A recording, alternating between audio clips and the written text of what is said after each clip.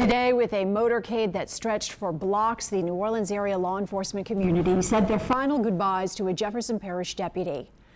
Good evening, everyone. I'm Karen Swenson. And I'm Katie Moore. Detective Stephen Arnold died last week after 5 years after he was shot during a drug raid. Paul Murphy reports fellow deputies described Arnold as an officer who always did his job the right way.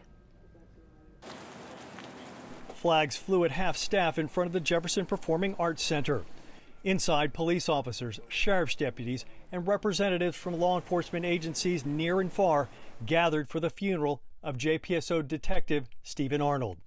Deputy Adrian Thompson described his partner and friend as a shining example of what a police officer should be. Steve was a college graduate who did his job incredibly well, incredibly thoroughly, and Steve did his job the right way every time. Arnold was a 12-year veteran of the JPSO.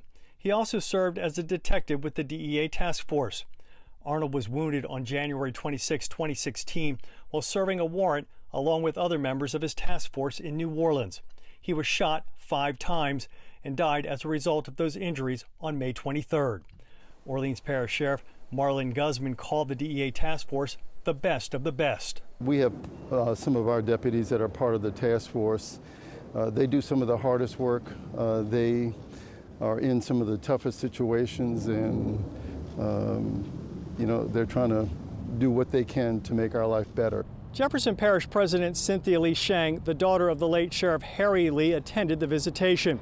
She said Detective Arnold's death is a reminder that law enforcement officers choose a path that is inherently dangerous. The family of a law enforcement officer has this sense of pride, at the same time a very high sense of worry all the time. Fellow officers lined the walkway as Arnold's casket left the memorial service.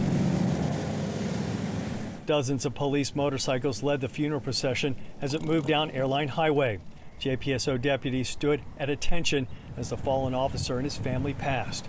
Ordinary citizens like Laura O'Connell and her co-workers also gathered on the side of the road to pay their respects. I have a brother in law enforcement, so it kind of hits home for me. So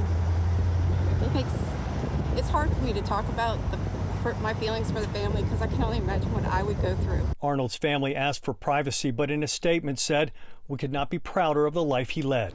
You know, Steve was that guy that if every one of us, myself certainly, were just a little more like Steve, the world would be a much better place.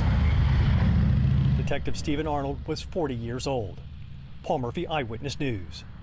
The man who shot Detective Arnold eventually pleaded guilty to the shooting in federal court, along with several other drug and gun-related charges.